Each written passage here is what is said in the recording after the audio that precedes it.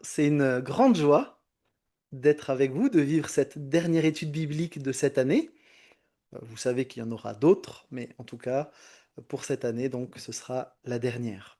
Et avant de commencer en entrant dans le vif du sujet, je vous propose simplement de prendre le temps de prier pour remettre cette soirée dans les mains du Seigneur.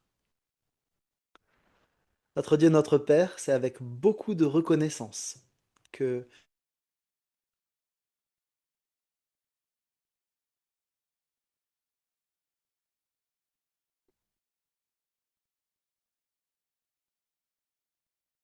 Mathieu, t'as coupé ton micro, on t'entend pas. Alors, je ne sais pas pourquoi. Ah oui, d'accord, je sais. Je reprends la prière, du coup. Et Seigneur, on veut te remercier pour cette étude biblique. On te demande, Seigneur, de nous conduire, de permettre que nos discussions, nos partages puissent être édifiants pour les uns et les autres. Et nous te prions que tu nous parles directement par ton esprit au travers de ta parole. Notre désir, c'est pas simplement de comprendre des choses intellectuellement, même si ça fait partie des choses que tu souhaites, mais on veut aussi que ça puisse transformer nos cœurs, nos vies et notre pratique, notre marche avec toi. Dans le nom de Jésus-Christ, nous prions. Amen.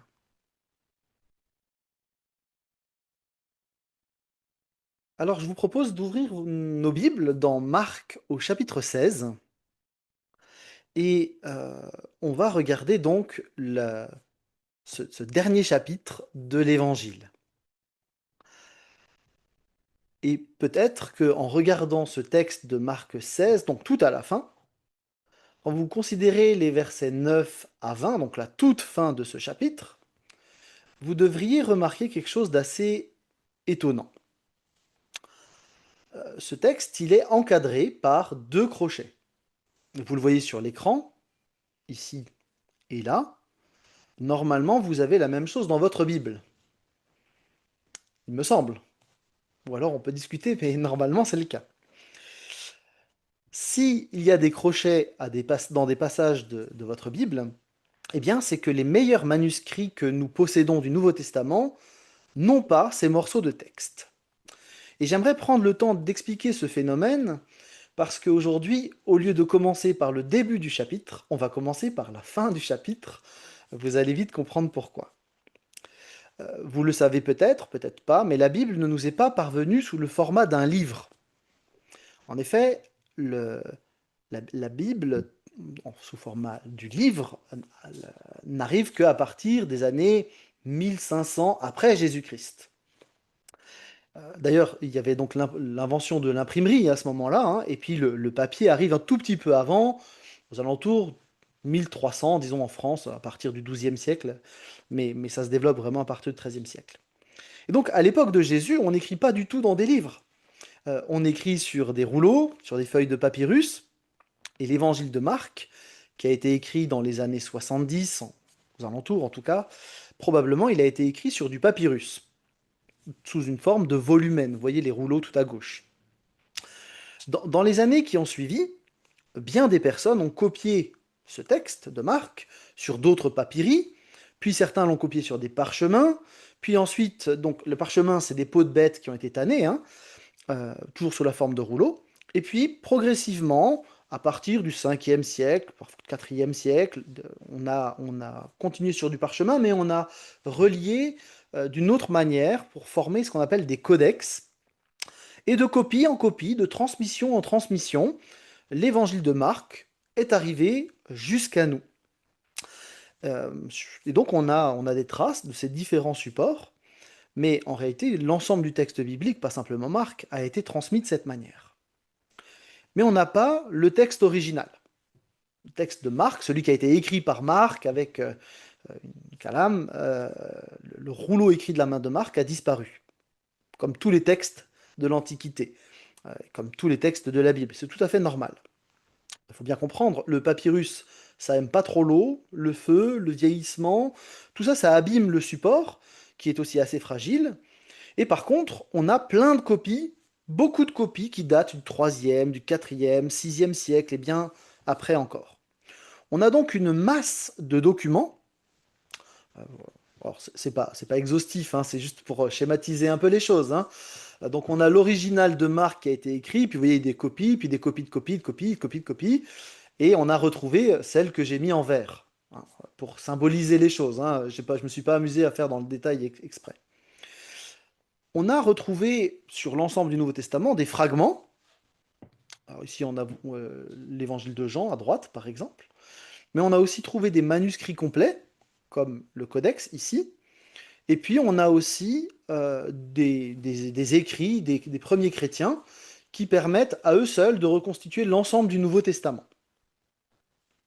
Alors, je reviens juste un tout petit peu sur cet élément. Certains, on avait déjà discuté de ça il y a 2 ans, je pense. Mais ça me paraît vraiment important pour bien comprendre la finale de Marc. Euh, le fait qu'on n'ait pas trouvé d'original, c'est tout à fait normal pour des textes de l'Antiquité.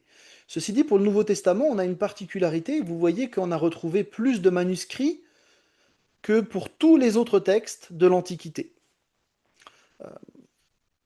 On a l'Encyclopédia Universalis qui dit qu'une telle richesse, c'est extraordinaire si en comparaison de ces 5300 manuscrits et extraits, on le compare avec la situation des auteurs classiques de l'Antiquité.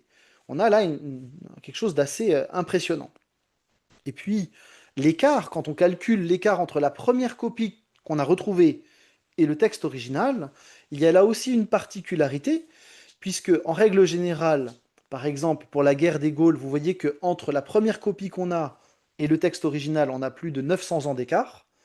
Pour la Bible, on a à peine une voire 2 générations d'écart.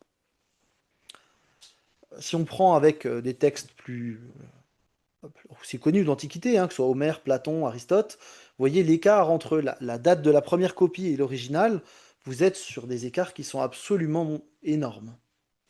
Et donc, dans aucun autre cas que dans le texte biblique, le laps de temps entre la composition du livre, donc la marque et la date des plus anciens manuscrits, n'est aussi court que pour ceux du Nouveau Testament.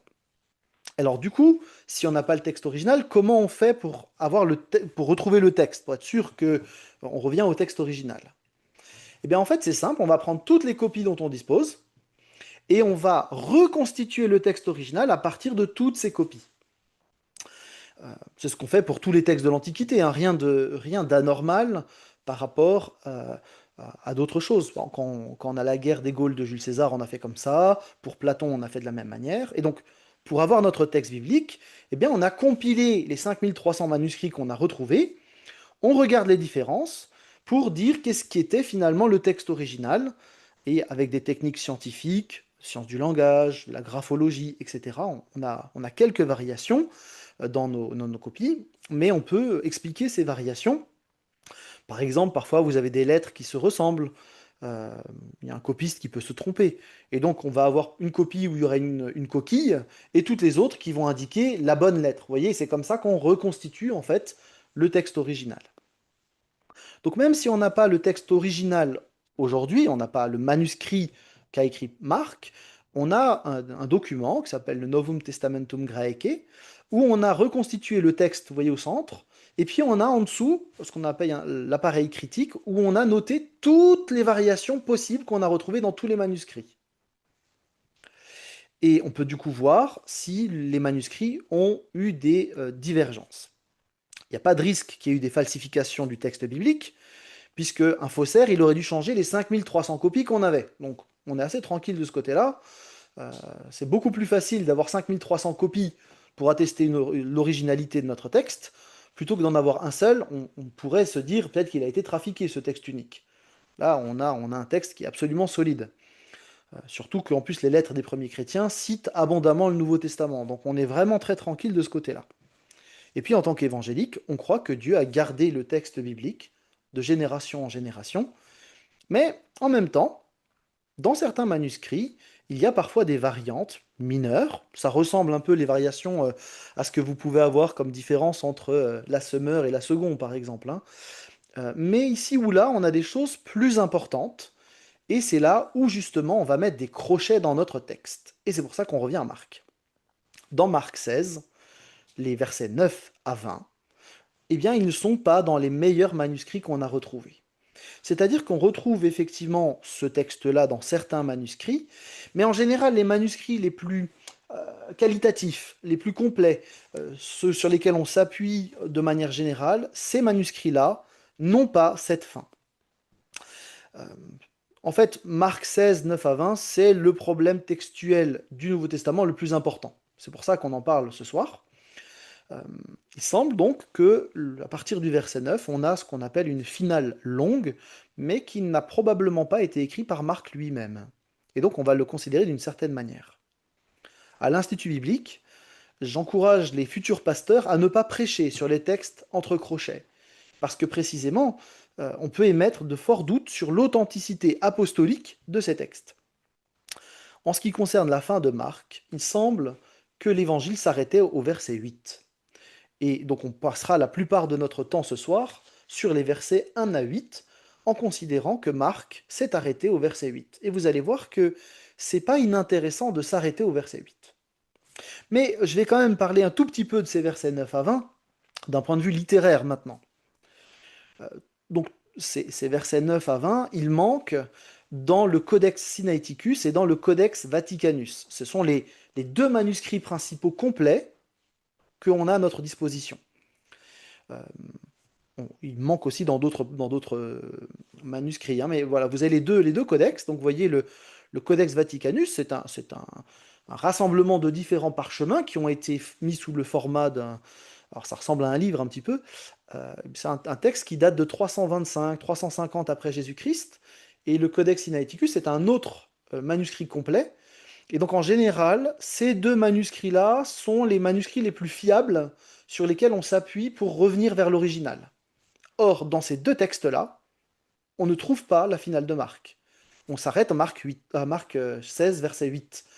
Et donc, quand ces deux manuscrits sur lesquels on s'appuie en général n'ont pas un texte, on considère, d'un point de vue académique, que le texte qui est dans d'autres manuscrits moins fiables, c'est probablement un ajout.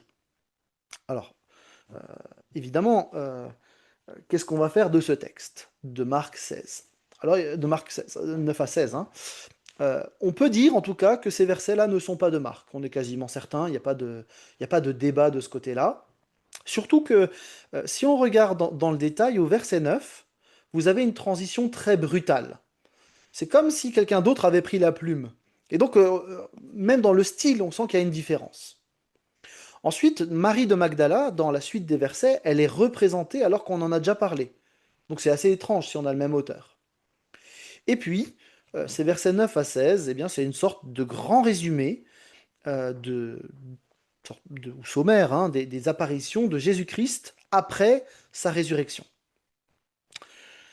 D'ailleurs, on a aussi retrouvé, donc, en dehors de ce texte-là qu'on trouve dans certains manuscrits, on a retrouvé dans d'autres manuscrits une autre fin, euh, à partir du verset 9 aussi. Ce qui semble donc indiquer que, effectivement, l'évangile de Marc s'arrêtait au verset 8 et on a eu des variations ensuite sur euh, une sorte de page finale qu'on a rajoutée à Marc. Alors on va le lire quand même ce texte, euh, et puis ensuite je voudrais vous expliquer pourquoi probablement on a eu cet ajout dans l'évangile de Marc. Jésus étant ressuscité le dimanche matin, apparut d'abord à Marie de Magdala, dont il avait chassé 7 démons. Celle-ci alla porter la nouvelle à ceux qui avaient accompagné Jésus. Ils étaient plongés dans la tristesse et en larmes. Mais eux, en l'entendant dire qu'il est vivant aujourd'hui, pardon, qu'il est vivant et qu'il l'était apparu, ne la crurent pas. Après cela, alors que deux d'entre eux faisaient route pour se rendre à la campagne, il leur apparut sous un autre aspect. Ils revinrent à Jérusalem et annoncèrent la nouvelle aux autres, mais ils ne les crurent pas eux non plus. Plus tard, il se montra aux 11 pendant qu'ils étaient à table, il leur reprocha leur incrédulité et leur aveuglement parce qu'ils n'avaient pas cru ceux qu'il avait vus ressusciter. Et il leur dit, allez dans le monde entier, annoncez la bonne nouvelle à tous les hommes. Celui qui croira et sera baptisé sera sauvé, mais celui qui ne croira pas sera condamné. Voici les signes miraculeux qui accompagneront ceux qui ont cru. En mon nom, ils chasseront des démons, ils parleront des langues nouvelles, ils saisiront des serpents venimeux, ou s'il leur arrive de boire un poison mortel, cela ne leur causera aucun mal. Ils imposeront les mains à des malades et ceux-ci seront guéris. Après leur avoir ainsi parlé, le Seigneur Jésus fut enlevé au ciel et s'assit à la droite de Dieu. Quant à eux, Ils s'en allèrent proclamer la parole en tout lieu. Le Seigneur travaillait avec eux et confirmait leur prédication par les signes miraculeux qui l'accompagnaient. Voilà donc un ensemble de versets qui doivent vous faire penser à des textes que vous connaissez dans d'autres évangiles. Je vais y revenir. On est en tout cas avec un ajout, mais probablement un ajout qui est très ancien. Un théologien qui s'appelle Conibert a, a retrouvé dans un manuscrit araméen du Xe siècle une note qui attribue ces versets 9 à 20 à 16 à Aristion, un disciple de Jean. Et là, on est dans les années 100 après Jésus-Christ, donc on est la génération après Marc. Et cette thèse, c'est donc elle dit que c'est un disciple de Jean qui aurait écrit donc la dernière page ou les derniers versets de l'évangile de Marc. Euh, les hypothèses, il y en a trois par rapport à cette finale longue. Soit la dernière partie de Marc a été perdue très rapidement, et donc on a rajouté, des générations d'après, on a rajouté une finale. Soit Marc n'a pas pu terminer parce qu'il a été persécuté, soit, et c'est ma préférence, et je vais essayer de vous convaincre ce soir, l'évangile de Marc s'arrêtait au verset 8. Mais un peu gêné par la fin, on a ajouté quelques lignes ensuite pour compléter avec une sorte de résumé. En effet, les versets 9 à 20 rassemblent des éléments qu'on retrouve ailleurs, dans Matthieu, dans Luc, dans Actes. Donc, c'est un texte qu'on sait rajouter au niveau académique, mais on ne l'enlève pas des Bibles, parce qu'évidemment, si vous achetiez une Bible et qu'il n'y avait pas les versets 9 à 20, eh bien, vous auriez des chrétiens qui diraient c'est pas possible, c'est scandaleux et qui n'achèteraient pas votre Bible. Donc, en tant qu'éditeur, vous mettez les crochets, mais vous continuez de publier avec la version longue.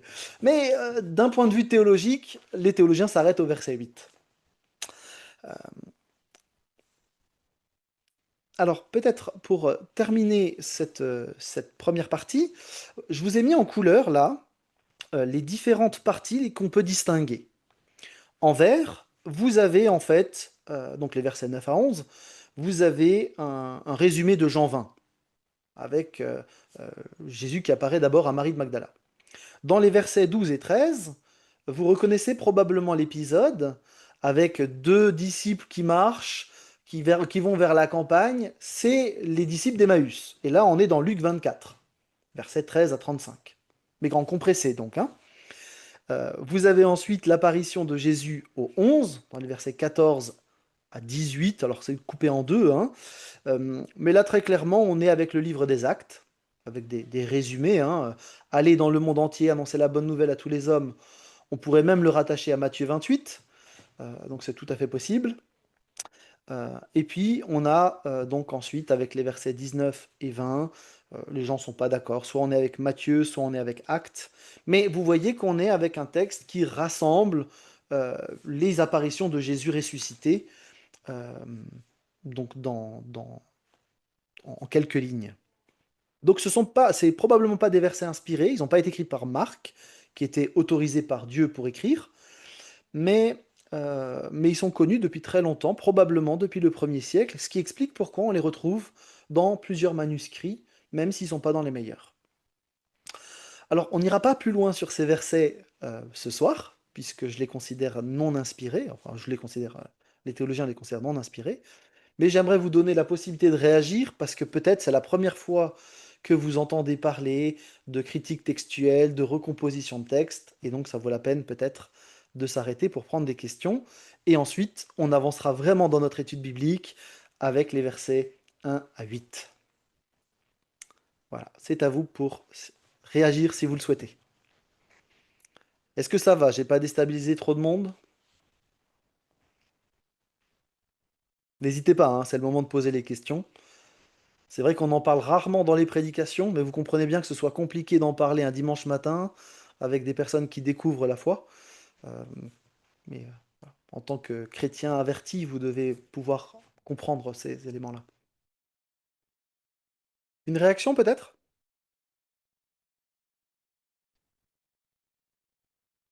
Bonsoir à tous. Une réaction Oui, sur les codex. oui, Vous avez dit que les codex, il y avait deux codex. Et j'aimerais savoir en quelle langue ils sont écrits, en quelle langue ils ont été écrits à l'époque. ce sont des codex en grec, les deux. Grec, vieux grec. Oui, enfin c'est... Merci. C'est Ouais, l'information que je voulais savoir. ouais, oui. En fait, donc l'original a été écrit en grec et vous avez énormément de copies en grec au départ. Et puis D'accord. ensuite, vous allez avoir des traductions, donc en syriaque. Plus tard, ce sera Jérôme qui va traduire en latin, ce qu'on Hmm. appelle la Vulgate. Et puis après, vous allez avoir des traductions dans d'autres langues, hein, mais disons, la plupart des copies se font en grec, et à partir de Jérôme, on va aussi faire des traductions, enfin des copies en latin. Donc vous avez des D'accord. familles en fait de copies. C'est pour ça qu'on peut les regrouper. On arrive à faire des filiations dans les. On sait qu'on a tel groupe de copies qui en fait part d'une même première copie, etc. C'est pas là. Ok, puis encore les autres. D'accord. Ok. Euh, Syriaque. Syriaque. J'aurais Voilà, une c'était ma question. Merci. Ok, c'est bon. Ah, j'ai vu Si on a Patrick un qui veut. doute sur Oui. l'authenticité, qu'est-ce qui a amené ceux qui ont composé le Nouveau Testament de l'intégrer? Alors bon, c'est tout un cours, mais pour dire les choses simplement, en fait, quand on va intégrer les textes du Nouveau Testament, ils sont connus dans tout le bassin méditerranéen, ce qui fait que les différentes églises peuvent attester que tel et tel texte, ils les connaissent très bien. En plus, ils ont le patronage d'un apôtre. Et donc, très rapidement, en fait, dans le bassin méditerranéen, les chrétiens vont recevoir les textes des apôtres. On sait que, par exemple, les lettres de Paul, on les retrouve chez Clément de Rome en 96 après Jésus-Christ. S'il les a en 96, Paul écrit dans les années 70. En fait, Paul les a envoyés lui-même, quoi, hein. Donc, on a effectivement ces éléments qui permettent très rapidement de les, de les rassembler. Euh, Ils sont aussi unis par un fond théologique commun. Et donc, c'est comme ça qu'on va pouvoir distinguer les textes qui appartiennent aux apôtres des autres qui ne sont pas connus, par exemple. Donc, il y avait une hésitation sur l'Apocalypse et sur la lettre aux Hébreux particulièrement dans le processus, mais disons, les églises les connaissaient, donc on a pu facilement les garder. Donc la réflexion a été d'un autre ordre que pour les livres apocryphes par rapport à ce texte. Oui, oui, tout à fait. Les livres apocryphes, en plus, on est sur la période intertestamentaire. Et en fait, ça concerne l'Ancien Testament. Et Jésus, lui, va s'appuyer déjà sur, sur un ordre qui existait déjà à son époque. Et à l'époque de Jésus, tous les courants juifs adoptent le même canon. En fait, donc il n'y a pas d'enjeu de ce côté-là, en fait. Mais si jamais ça vous intéresse, on avait fait il y a 2 ans, je pense, toute une soirée sur l'autorité du texte biblique et sa véracité. Et vous pouvez la retrouver sur YouTube très facilement. Donc, je ne vais pas forcément m'étendre trop longtemps. Mais ça me paraissait important pour Marc XVI que vous compreniez pourquoi il y a ces crochets et pourquoi est-ce que les théologiens s'arrêtent au verset 8. Oui, alors il y a aussi, dans Acte 9, verset 37, il est aussi entre crochets, et puis il y en a d'autres, évidemment. Oui, oui, il y en a Et, plusieurs. Oui, et pourtant, on s'appuie beaucoup sur ce verset-là pour le baptême des croyants. Si tu crois de tout ton cœur, tu peux être baptisé.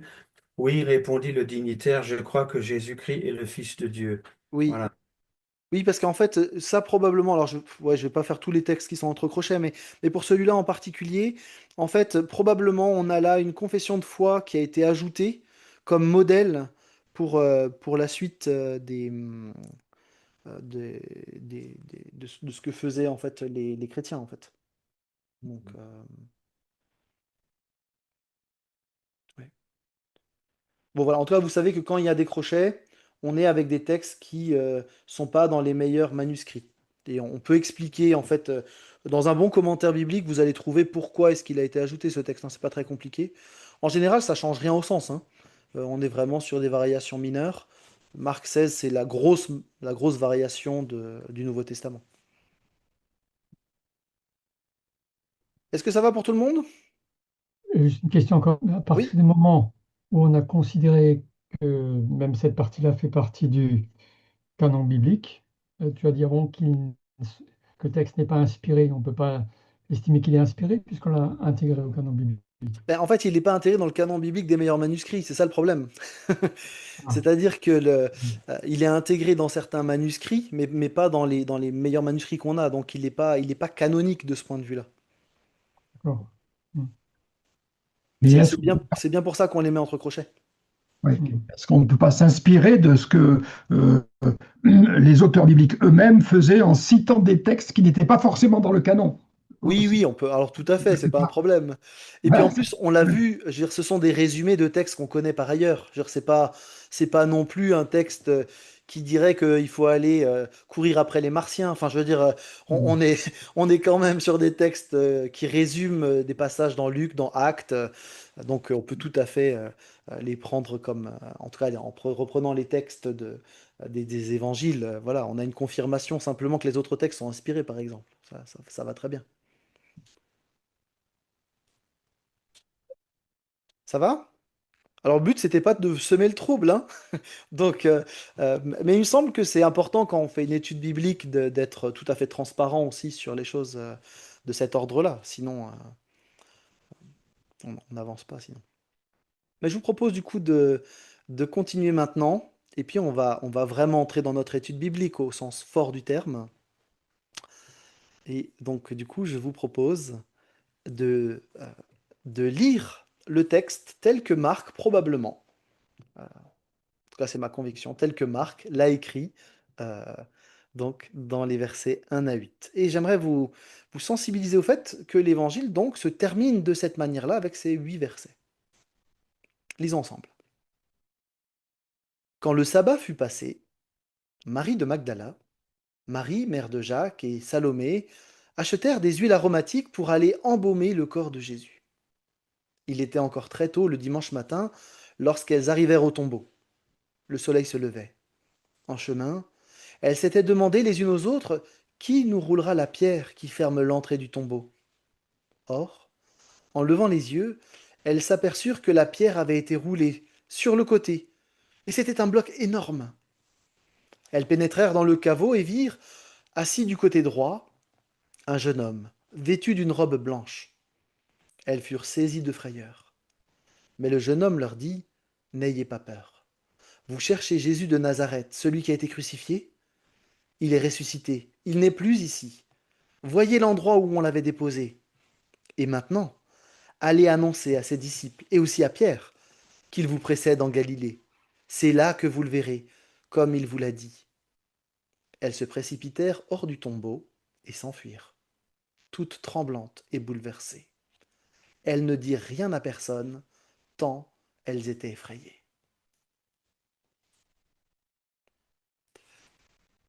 Je ne sais pas ce que vous pensez de cette fin, mais on comprend que des gens aient voulu rajouter quelque chose.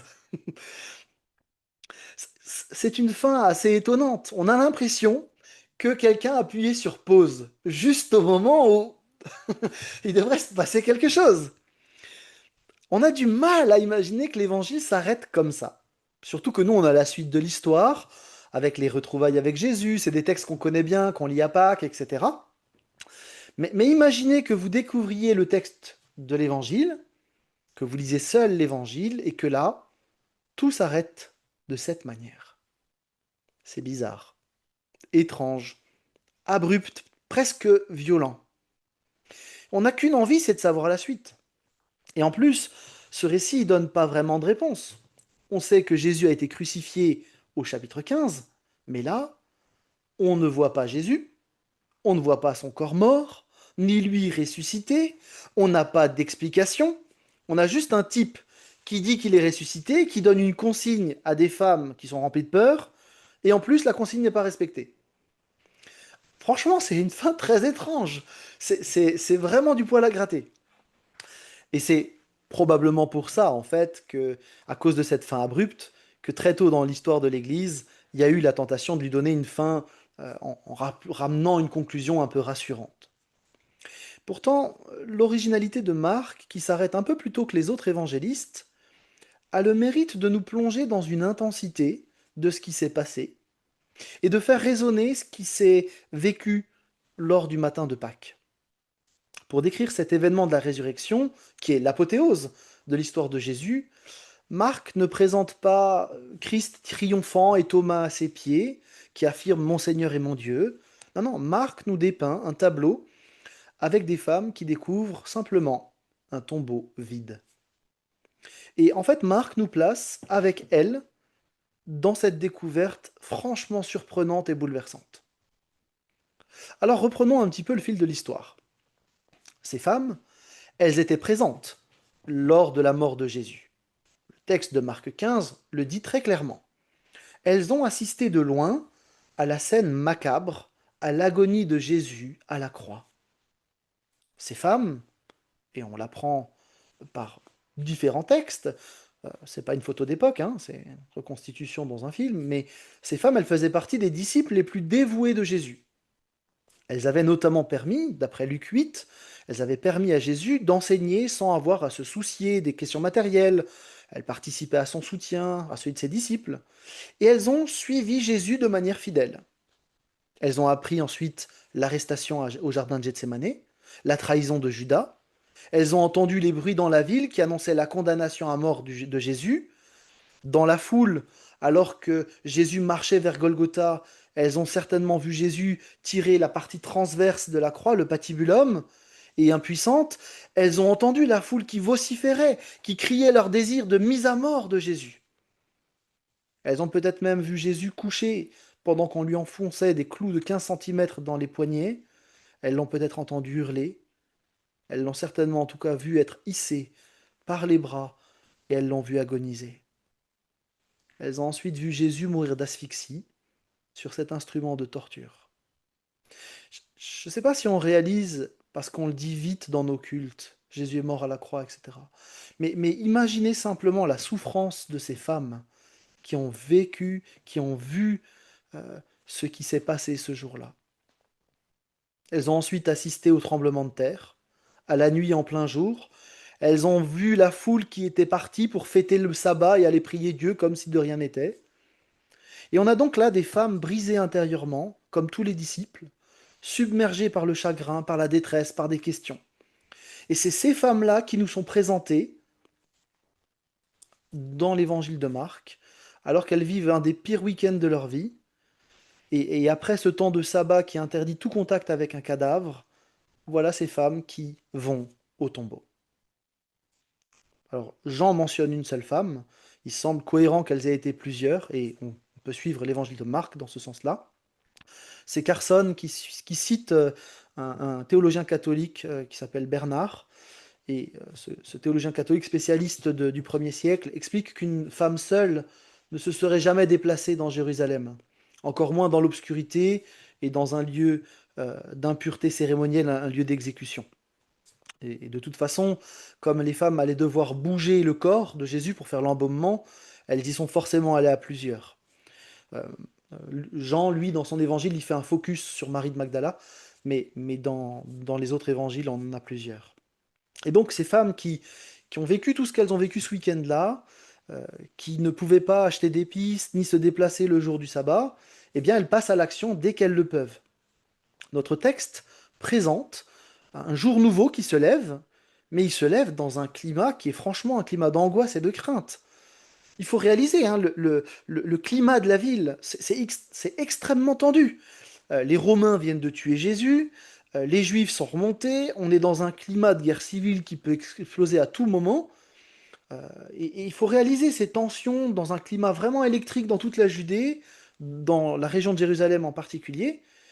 Ces femmes qui vont au tombeau, elles ont plein de raisons de ne pas être sereines.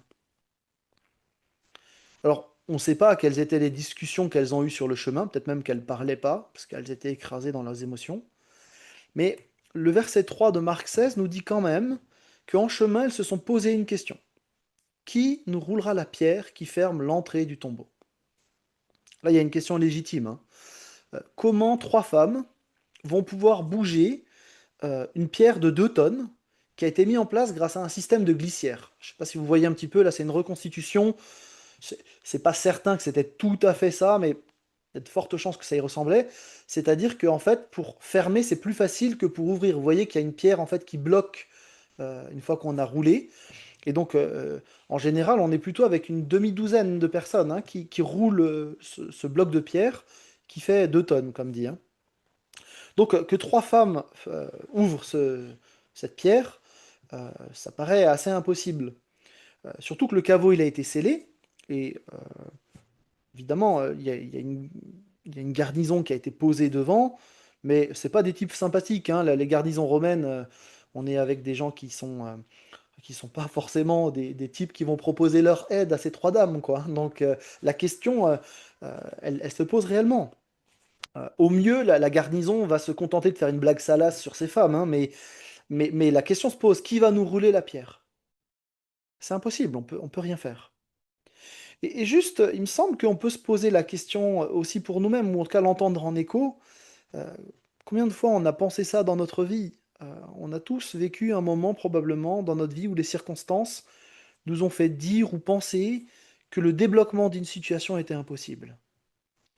Et face à nos impossibilités, on est comme face à une pierre de 2 tonnes.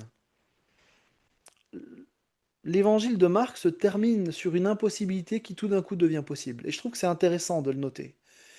Euh, qui roulera nos pierres? Ce qu'on ressent face à ces impossibilités est terrible. Il s'agit de ne pas minimiser ce qu'on peut vivre les uns les autres. Et la tension au sein de ce groupe de 3 dames devait être palpable. Elles ont peut-être exprimé leurs inquiétudes les unes aux autres, mais avec tristesse, elles continuent d'avancer. Et peut-être que ce soir, c'est le cas pour certains dans cette salle Zoom. Hein. Peut-être qu'on est en attente d'une réponse pour un travail, il y a des choses qui ne bougent pas. Peut-être c'est une réponse administrative, peut-être c'est une situation financière qui est tendue, peut-être c'est une solution pour notre santé, peut-être c'est de la solitude ou une situation familiale pour des enfants ou des parents qui semblent sans espoir. Peut-être c'est une situation vécue en église, peut-être c'est encore autre chose. Il peut y avoir tellement d'impossibilités dans nos vies, tant de difficultés. Et la question se pose peut-être pour nous, qui nous roulera la pierre? Et ce que je trouve magnifique dans ce texte de quelques versets, c'est que, oui, ça je voulais raconter, mais je ne vais pas le faire, c'est que quand elles arrivent, la pierre, elle est roulée. Et il faut s'arrêter sur cette réalité de la pierre qui est déjà roulée. Ce texte nous rappelle d'abord que ce qui est impossible aux hommes est possible à Dieu. On peut parler des miracles que Dieu peut faire. En tant qu'évangélique, on croit que Dieu peut faire des prodiges. Et en même temps, ce miracle-là, c'est pas un simple miracle. Il témoigne surtout du fait que le salut de l'humanité est désormais possible. La pierre est roulée. Ce qui était impossible aux hommes a été fait par Dieu lui-même. La cause du péché a été brisée. La mort a été vaincue. Ce tombeau ouvert est la preuve que la personne qui est morte sur la croix n'était pas qu'un simple prophète, pas simplement un homme de bien ou un rabbin aux idées nouvelles. Non, Jésus-Christ, c'est le Sauveur, Dieu fait homme, qui s'est donné par amour pour nous libérer de la puissance du péché, et il est ressuscité. Le tombeau est ouvert. Et la question se posait, qui nous roulera la pierre face au péché? Qui nous sortira de la mort du péché? C'était une question qui se posait pour nous. Et quand ces femmes arrivent, la pierre est roulée. Waouh! Cette pierre roulée chez Marc, c'est une image du salut. Le salut qui est offert par Jésus-Christ. Le péché ne pouvait pas être enlevé par nos efforts, mais là où nous étions sans force, sans possibilité, Christ est intervenu lui-même. Il a donné sa vie et il a vaincu la mort. Alors évidemment, cette porte ouverte, elle renvoie inévitablement à un autre accès qui a été ouvert au chapitre précédent, puisqu'au moment de la mort de Jésus, le voile qui séparait le lieu saint a été déchiré. Et donc ces 2 éléments, chez Marc, ils sont à mettre en parallèle. La croix, la résurrection forment un tout uni qui marque une possibilité nouvelle, celle du salut en Jésus. Christ a tout accompli. Et on peut placer notre confiance en celui qui a déchiré le voile, qui a roulé la pierre, nous permettant de commencer une vie nouvelle. Cette nouveauté radicale du renouveau avec Dieu, elle est soulignée dans notre texte. Vous l'avez peut-être pas vu tout de suite, mais quand on regarde le texte, on a quelque chose de la nouveauté, du soleil qui se lève, très tôt le matin, un jeune homme en blanc, la résurrection, il n'est plus ici, etc. Avant ça, tout semblait sombre, impossible, perdu, sans espoir, mais la pierre est roulée. et un jour nouveau commence. Les femmes, elles pensaient pas une seconde à cette solution que la pierre serait déjà roulée. C'était dans l'impensable. Elles avaient fait plein de plans peut-être dans leur tête. Elles s'étaient inquiétées sans trouver de solution. Et peut-être que l'un d'entre nous est en train de chercher des solutions dans des situations désespérées. Il me semble que l'écoute de ce texte de Marc nous invite à simplement poser la question qui nous roulera la pierre, mais de la formuler sous forme de prière. Seigneur, qui me roulera ma pierre? Peut-être que certains se sentent perdus et j'aimerais simplement dire que si c'est le cas, j'aimerais dire qu'il y a une nouveauté radicale possible en Jésus-Christ.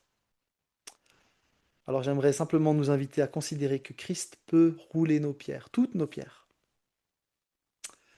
Avant d'aller plus loin, je vous propose peut-être de réagir à cette thématique du jour nouveau, du salut qui est ouvert, et ensuite on passera sur une troisième et dernière partie dans notre étude.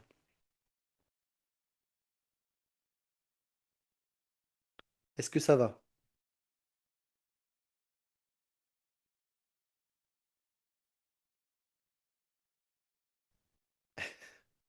N'hésitez pas à réagir hein, s'il y a une question, une remarque.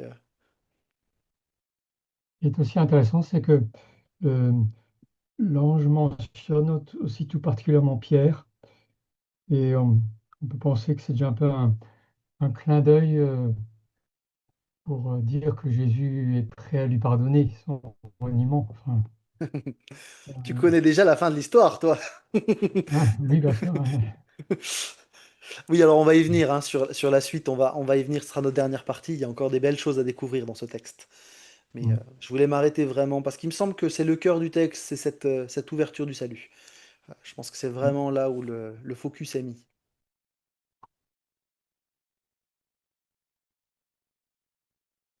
Vous aviez fait le lien déjà avec le rideau ouvert, le salut?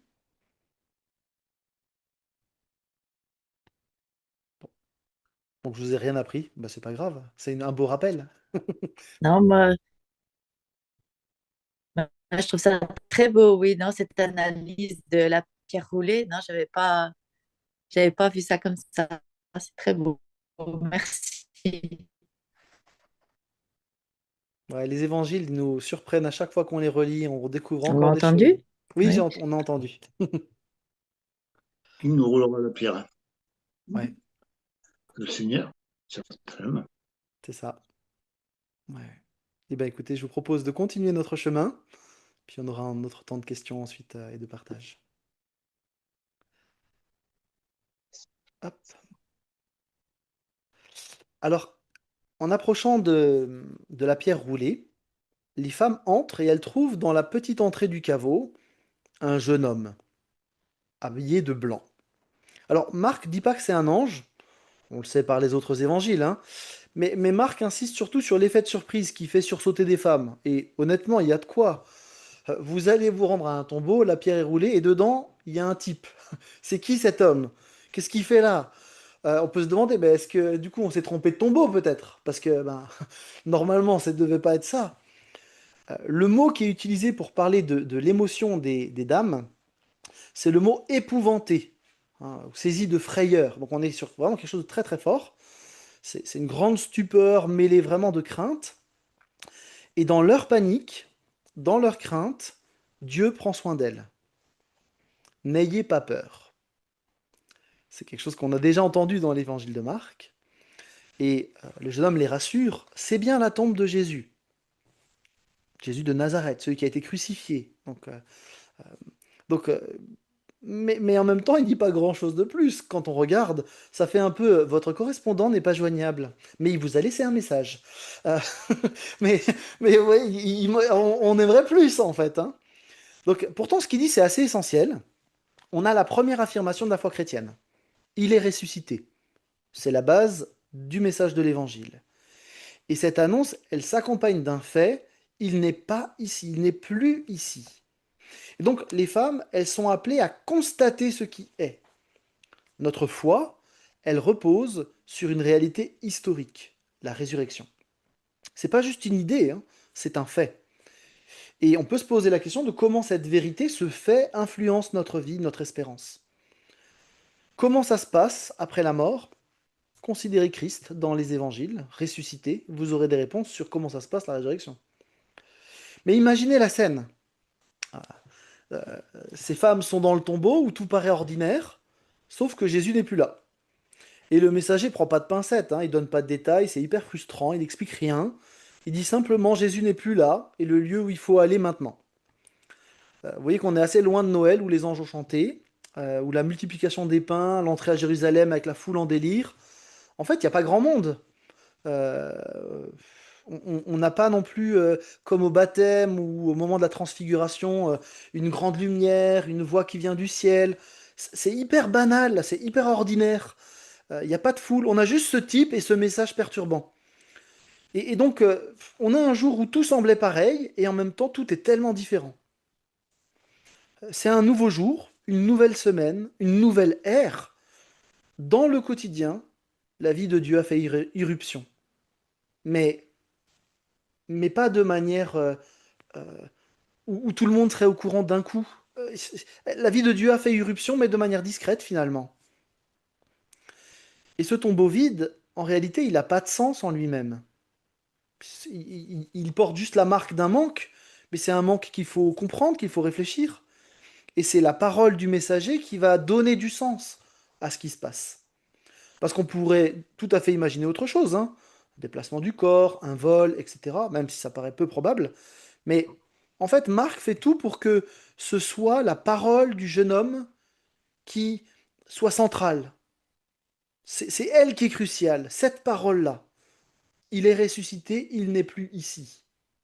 Et en fait, il faut accepter cette parole pour pouvoir comprendre le tombeau vide. Sinon, ça n'a pas de sens. Les femmes, elles voient rien. Elles ne voient pas Jésus. Elles sont juste en face d'un vide et elles entendent cette parole. Et face à ce vide et à cette parole qui résonne, elles vont devoir prendre une décision. Plus tard, le ressuscité va leur apparaître, on le sait par les autres évangiles. Mais pour le moment, il n'est pas là. Il y a juste ce message qui résonne. Il est ressuscité, il n'est plus ici. Et l'absence de Jésus, eh bien, oblige les femmes à se mettre en route pour aller le rencontrer. Elles sont obligées de faire ce pas sans voir, de prendre cette décision par la foi. Est-ce que je crois qu'il est vivant? Et s'il est vivant, alors je dois le suivre sans le voir encore. Pour le dire autrement, la résurrection de Jésus ne nous permet pas de nous arrêter là, mais elle nous appelle à nous mettre en marche à sa suite.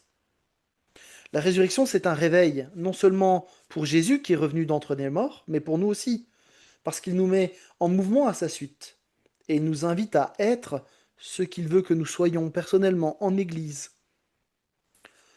Ce texte que nous lisons ferme l'Évangile, et les auteurs du 1er siècle, ils savaient conclure leur texte en faisant des échos avec leurs ouvertures.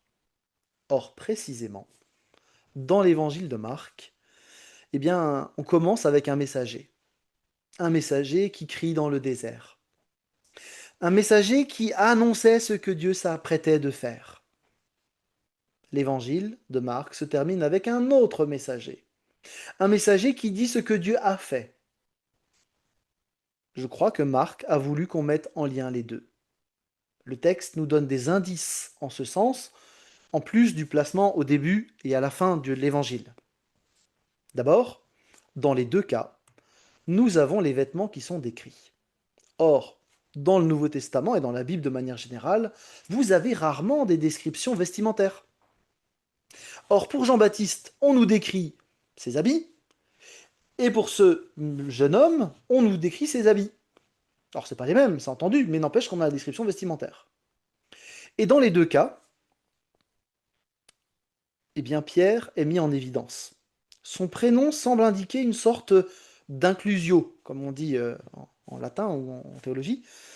C'est le premier et le dernier disciple mentionné dans l'Évangile. Mais en fait, c'est tout sauf surprenant parce que Marc, vous l'avez vu avec Jean-Marc en introduction, c'est le secrétaire précisément de Pierre. Et donc, c'est pas innocent si c'est ce disciple-là qui est mentionné au début et à la fin de l'Évangile. Autre élément littéraire cette fois-ci, Jésus n'est pas là, c'est vrai, mais quelqu'un invite les gens à aller vers lui. Et dans les deux cas, il faut aller le chercher, se mettre en route. Et donc au début de l'évangile, comme à la fin de l'évangile, eh bien, on a un mouvement, une mise en route qui est proposée. Avec Jean-Baptiste, le chemin va être préparé. Dans notre texte, le chemin a été préparé et les femmes, puis les disciples, doivent le suivre en allant en Galilée. Ces indices me semblent indiquer, de manière assez forte, que Marc voulait qu'on fasse le lien entre l'ouverture de l'évangile et la clôture de l'évangile. Et c'est pour ça que je plaide pour qu'on garde la fin au verset 8 et qu'on n'aille pas plus loin. Sinon, on trahit cette conclusion qui est en écho avec l'ouverture. Jean-Baptiste avait annoncé la première étape de la mission de Jésus. Cette fois, le messager annonce la suite de la mission à laquelle les disciples vont être associés. Vous voyez que ce soit par le style littéraire ou par le message de ce jeune homme dans le tombeau, Jésus-Christ appelle ces femmes à le rejoindre, à le suivre. Et tout au long de l'évangile, tout au long des études bibliques qu'on a fait, on l'a vu, Jésus était en mouvement tout le temps, tout le temps, tout le temps. En fait, rien change après sa résurrection. Il est toujours en mouvement. Simplement, il nous demande de suivre le mouvement. Et donc, l'histoire dans l'évangile ne se termine pas en banquet à la Astérix, où tout le monde s'arrête et puis on mange, tout ça. Ça viendra, hein. Mais on n'y est pas encore. Pour le moment, il s'agit de suivre Christ. Pour le moment, la résurrection n'est que le début de la suite de l'histoire, avec l'évangile qui doit être vécu et proclamé dans le monde entier. Les femmes doivent aller vers les disciples, qui doivent aller à leur tour en Galilée.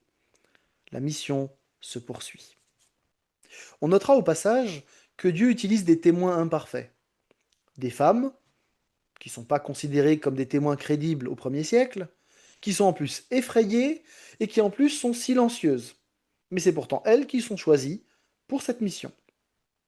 Et puis on a un changement quand même. C'est la première fois qu'on dit aux disciples de Jésus dans Marc de dire quelque chose sur lui. C'est la première fois qu'il faut ouvrir la bouche. Et c'est des femmes qui doivent le faire. La crucifixion et la résurrection marquent donc un virage.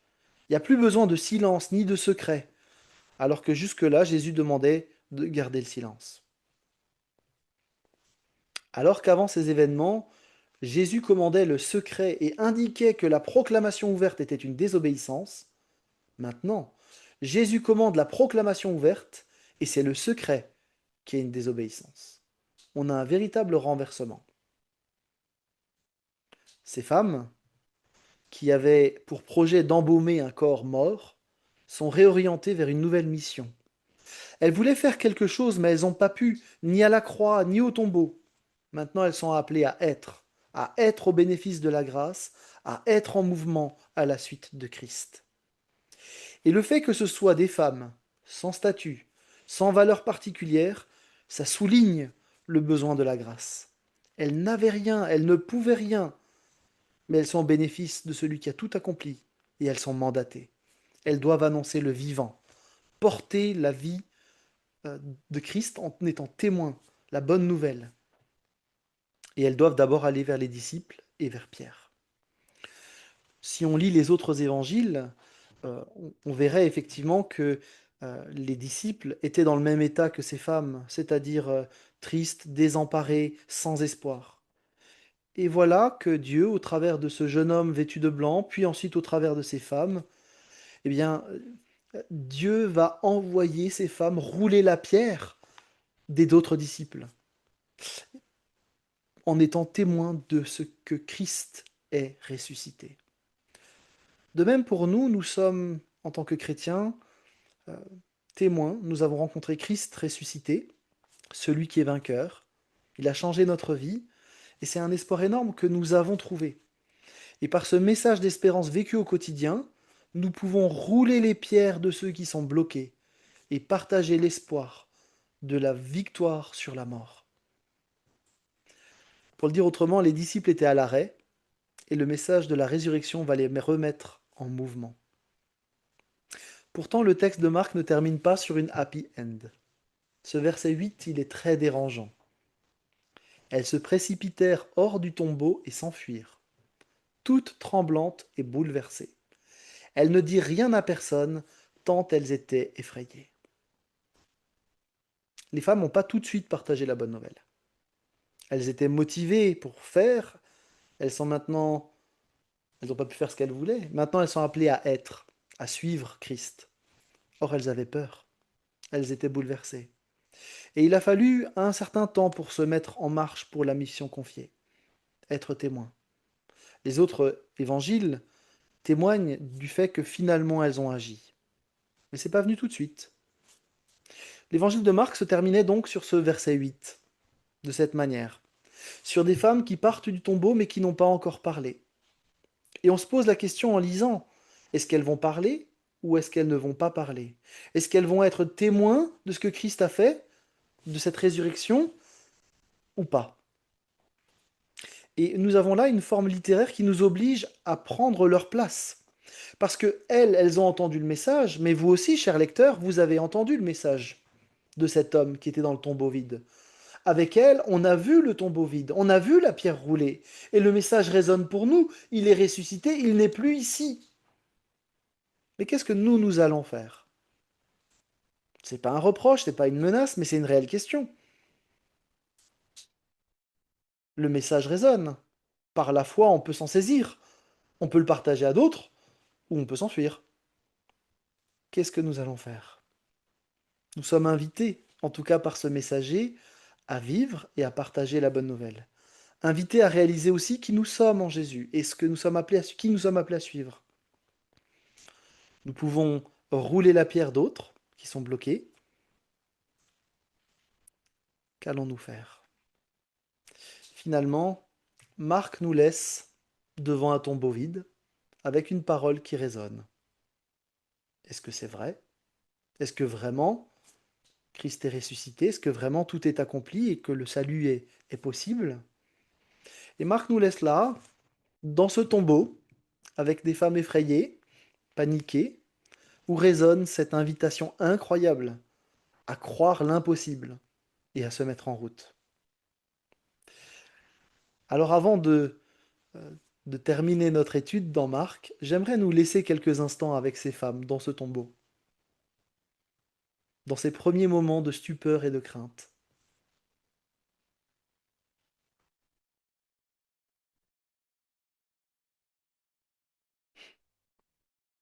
La pierre a été roulée. Un message a été donné et il résonne. La suite nous appartient. Je vous propose de réagir peut-être avant de prier pour conclure. Sur la dernière image qu'on a vue, il semblerait qu'il y ait une erreur. Ah, Je crois me souvenir qu'il y a un passage qui dit que le linge était plié. oui, absolument, c'est Et juste. il y a un jour, quelqu'un a expliqué ça, mais j'ai plus du tout l'explication de ce que ça peut vouloir dire. Oui, oui, effectivement, l'image, elle est tout à fait imparfaite. Vous avez absolument raison. Effectivement, en fait, on a alors c'est chez Jean, hein, on a un descriptif assez intéressant, effectivement, du linge qui a encore la trace de la tête, pour le dire comme ça. Donc, il est plié pour servir de coussin, en fait, hein. Et tout est fait comme si le corps avait traversé, en fait, le linge. Donc, oui, effectivement, il n'est pas par terre de ce point de vue-là. Donc Merci j'ai pour vu traverser les murs. la remarque.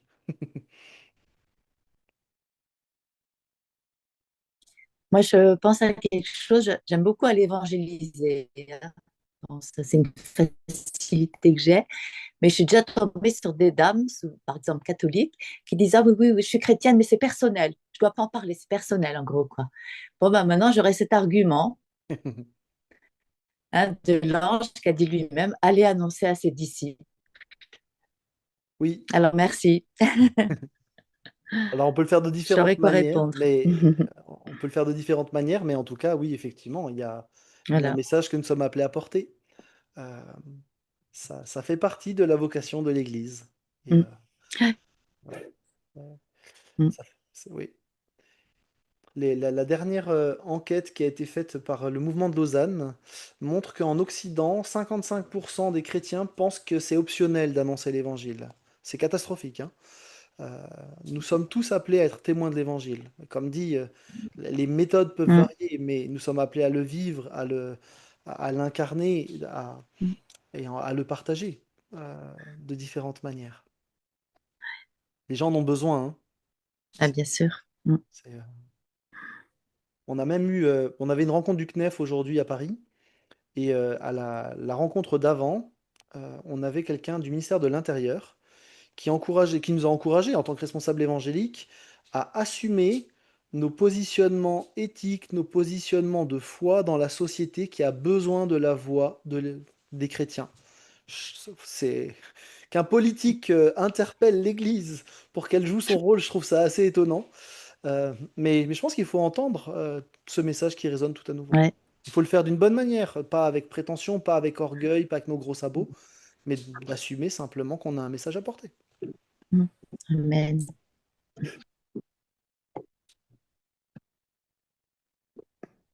Et je trouve encourageant que Marc termine sur cette frayeur des femmes. Et en même temps, on sait que cette frayeur qui fait écho peut-être avec nos propres frayeurs. Et en même temps, on sait bien qu'elles n'en sont pas restées là. La preuve, c'est que l'histoire, on la connaît maintenant. Donc, elles l'ont bien racontée. Sinon, Exactement. Oui. c'est encourageant.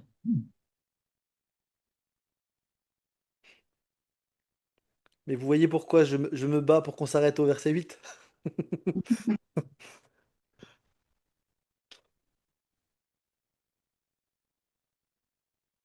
Je trouve très intéressant ce parallèle entre le début et la fin. Ouais. Pour le coup, ouais.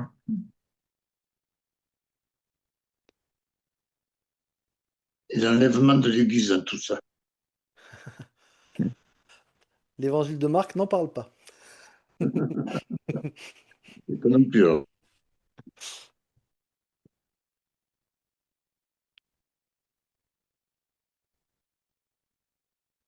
Ah, on n'en saura pas plus. Non, pas ce soir. J'en discuterai avec plaisir une autre fois. Un peu folle. Ce que je trouve intéressant, c'est que euh, on leur a demandé aux femmes d'aller simplement parler à des gens qu'elles connaissaient, à des amis, à Pierre et à ses amis. Oui, Ce n'était pas quelque chose de a priori trop compliqué. Mais même ça, apparemment, elles étaient effrayées. Mais quand même, ça nous encourage à peut-être qu'on n'a pas quelque chose d'énorme à faire non plus. oui, merci beaucoup pour cette remarque. Je trouve que c'est très juste. Je vais le rajouter après dans mes notes, mais je trouve que c'est extrêmement pertinent ce que vous dites. Effectivement, il y a donc toujours avec le mouvement de Lausanne, hein, ils s'amusent à faire pas mal de statistiques. Et une des statistiques, c'est que si chaque chrétien parlait de sa foi à 7 personnes, le monde entier connaîtrait le nom de Jésus-Christ. A priori, c'est pas infaisable. Dans nos familles, on a au moins 7 personnes dans notre voisinage à qui on pourrait parler de Jésus-Christ. Donc merci, oui, pour cette remarque. Elles ont été mandatées vers des gens qu'elles connaissaient déjà, c'est juste. Oui. Ce qui n'exclut pas d'aller vers d'autres personnes, ceci dit.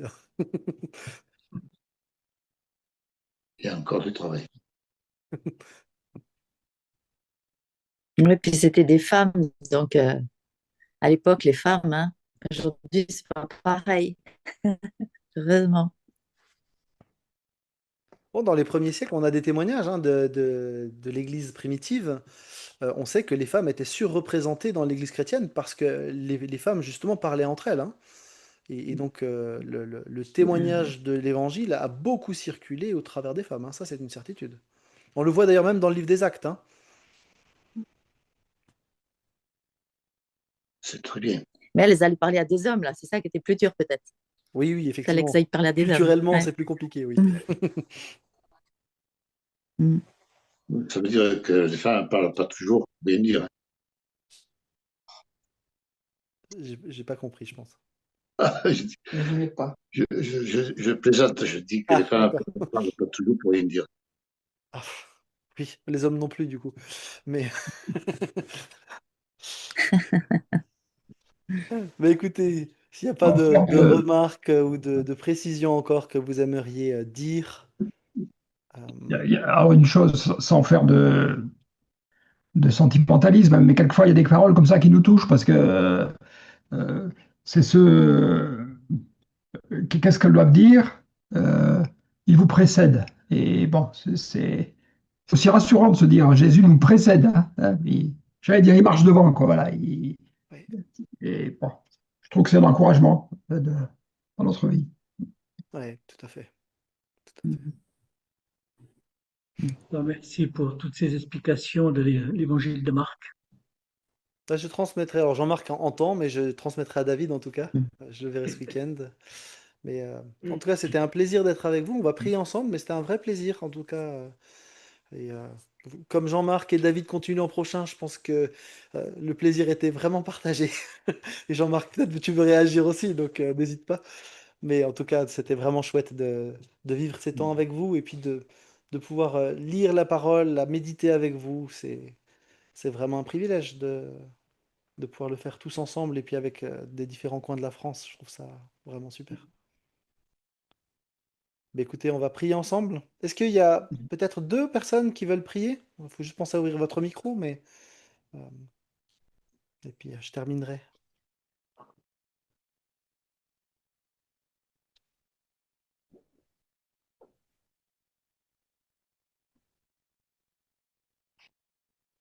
Seigneur mon Dieu, béni et loué soit-tu, Papa. Père, ajoute-nous et ton grâce, Seigneur mon Dieu, pour cette bénédiction encore que tu nous accordes ce soir. Merci, Seigneur mon Dieu, pour notre frère, Seigneur mon Dieu. Merci de le bénir, de poser ta main sur lui, Seigneur mon Dieu. En tout lieu et en tout sens, Papa. Béni et loué sois-tu pour cela. Merci pour cette réunion de ce soir. Merci pour cette écoute, Seigneur mon Dieu. Merci pour ce message apporté. Cette connaissance que mon frère a, Seigneur mon Dieu, et qui partage avec chacun d'entre nous. Sois béni, sois loué, Père éternel, pour cette grâce que tu nous accordes. Merci, mon Dieu, de nous accompagner chacun, Seigneur mon Dieu, ce soir. Nous donne gloire à toi, Père éternel. Amen. Amen. Amen. Seigneur. Gloire à toi. Garde.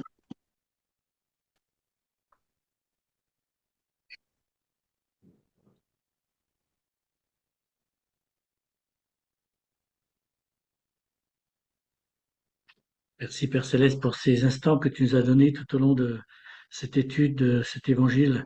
Merci pour tous ces rappels, mais aussi merci pour toutes ces découvertes que tu nous as faites tout au long de ces semaines. Et nous voulons te demander que tout cela puisse résonner dans nos cœurs et que cela puisse nous aider à continuer la marche avec ton aide. Sois béni au nom de Jésus. Amen. Amen. Amen. Amen. Seigneur, merci pour ta parole. Elle est tellement riche, elle est tellement complète. Et Seigneur, on est émerveillé de tout ce que tu nous révèles au travers de cette parole. Merci pour ton esprit qui nous permet de la comprendre, de la saisir. Merci Seigneur parce que tu te révèles au travers d'elle. Nous pouvons mieux te connaître. Nous pouvons aussi connaître tes projets, ton dessein. Et Seigneur, nous voulons entendre cette voix qui nous invite à nous saisir de la réalité de la résurrection. Oui Seigneur, nous avons une espérance en toi. Nous étions dans l'impossibilité euh, de, ouais, de rouler la pierre, dans l'impossibilité de vivre une vie qui t'honore. Nous étions condamnés à mort, mais toi tu as roulé la pierre. Seigneur, quel privilège nous avons de d'avoir cette espérance en toi. Seigneur, donne-nous des occasions pour pouvoir partager cette espérance, de pouvoir rouler la pierre à d'autres, Seigneur. Nous te prions que tu te serves de nous et que par ton esprit tu roules la pierre pour des personnes que nous côtoyons qui ne te connaissent pas et qui n'ont pas d'espérance. Nous voulons te prier pour les membres de nos familles, pour nos voisins, pour les collègues de boulot, pour les anciens collègues, pour ces personnes que nous croisons, parfois plusieurs fois dans la semaine. Nous voulons te prier pour chacune de ces personnes. Et nous te demandons, Seigneur, que tu nous donnes le courage aussi, comme tu l'as donné à ces femmes finalement, d'aller vers les personnes vers qui tu les as envoyées. Seigneur, nous te demandons aussi que, en Église, nous puissions nous encourager, nous exhorter, nous nous aider aussi à pouvoir le vivre ensemble. Et Seigneur, merci pour la beauté de ton Église en France, pour la diversité que j'ai sous les yeux avec ce Zoom. Et j'aimerais te prier pour chacun, chacune, pour chacune des églises représentées, que tu puisses bénir les uns et les autres. Merci encore pour cette année que nous avons vécue ensemble. C'est aussi un effet de ta grâce. Et nous voulons te louer pour ce que tu fais et pour qui tu es. Dans le nom de Jésus-Christ. Amen. Amen. Amen. Eh bien, écoutez, merci beaucoup Merci. pour tous ces mots. Ah, Jean-Marc veut dire quelque chose, vas-y. Fais-nous une petite annonce pour la rentrée, Mathieu. Bah vas-y, vas-y, je te laisse faire du coup. Ce sera Alors, mieux. la rentrée des classes aura lieu le 11 septembre avec David Sutherland qui nous fera une première soirée introductive sur la première épître de Pierre. Cette année, on va étudier un Pierre et deux Pierre. Donc, en l'occurrence, le maître, et on a eu durant cette dernière année le disciple, Marc. Donc là, on va parler un écrit de Pierre. Donc, on va faire à nouveau une équipe à trois. Donc, David, tu me rappelles le nom et le prénom, Eric, Eric, voilà, le nom de famille, Eric Predhomme. voilà, c'est ça. Voilà, qui nous accompagnera durant qui animera aussi ces soirées, quoi, hein, avec toujours le même rythme de tous les 15 jours, quoi. Voilà, il n'y a rien d'autre à dire, hein. Hein, Bon, je pense que c'est bon. voilà. En tout cas, je voulais vraiment te remercier, Mathieu, parce qu'à chaque fois, tes études bibliques, elles sont super claires et tout. Et enfin, je trouve que j'arrive trop bien à suivre. Et voilà, je voulais te remercier. C'est tout. Ouais, merci. En tout cas, un très grand merci à tous les trois parce que c'était vraiment très, très riche. Ouais.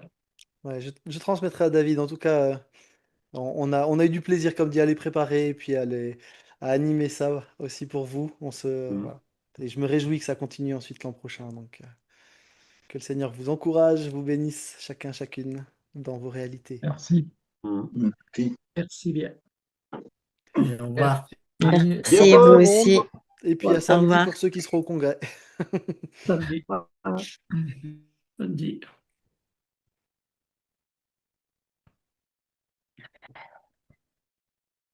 Pour une prédication qui va être. Ouais, ouais. J'espère.